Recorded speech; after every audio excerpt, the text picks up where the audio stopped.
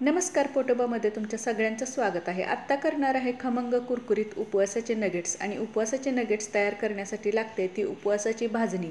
आणि ही भाजणी कशी तयार करायची याचा व्हिडिओ याआधी पब्लिश केलेला आहे, तो तुम्ही नक्की बघा। तर सुरू करूया स्टेप बाय स्टेप उपवासाचे नगेट्स करण्याची प्रोसेस। आणि यासाठी 1 वाटी उपवासाच्या भाजणीचं पीठ घ्यायचं। यात 1 चमचा आलं, 1 चमचा जाडसर कुटलेली हिरवी मिरची, अर्धा चमचा चिली फ्लेक्स, पाव वाटी किंवा 1 मोठा चमचा भाजून जाडसर कुटलेलं शेंगादाण्याचं कूट, चवीनुसार मीठ, 1 चमचा जिरे आणि बारीक चिरलेली कोथिंबीर घालून सगळं चांगलं मिक्स करायचं।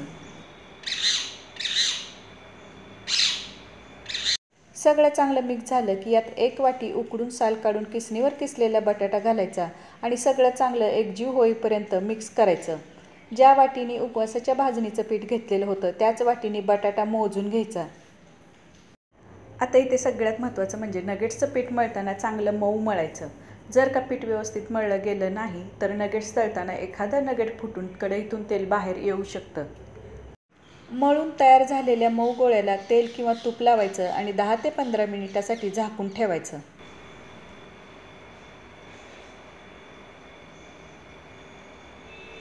10 मिनिटांनंतर मळलेल्या गोळ्यातून एक लहान गोळा हातावर घ्यायचा आणि याला नगेटचा आकार द्यायचा। याच पद्धतीने इतर नगेट्सही करून घ्यायचे। आणि हे सगळं करत असताना दुसऱ्या बाजूला गॅसवर तेल गरम करायला ठेवायचं आणि तेल गरम होत असताना गॅसची फ्लेम मीडियम ठेवायची।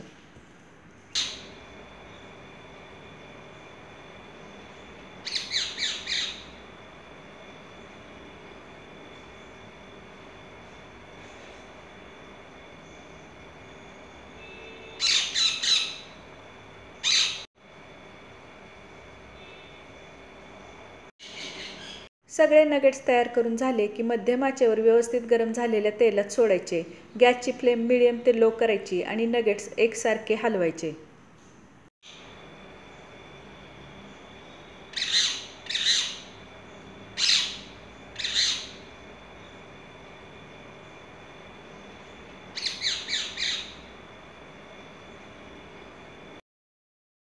नगेट्सना असा गोल्डन ब्राऊन रंग येण्यास सुरुवात झाली की तळलेले नगेट्स बाहेर काढायचे आणि शिल्लक राहिलेले नगेट्स याच पद्धतीने तळून घ्यायचे। खमंग कुरकुरीत उपवासाचे नगेट्स तळून तयार झालेले आहेत। हे तुम्ही दही किंवा उपवासाच्या चटणीबरोबर खाऊ शकता। माझ्या रेसिपीज तुम्हाला आवडत असतील तर चॅनलला नक्की सबस्क्राईब करा, लाईक करा, कमेंट करा आणि व्हिडिओची लिंक तुमचे मित्रमैत्रिणी, नातेवाईक यांच्याबरोबर शेअर करा। हा व्हिडिओ पाहिला याबद्दल धन्यवाद।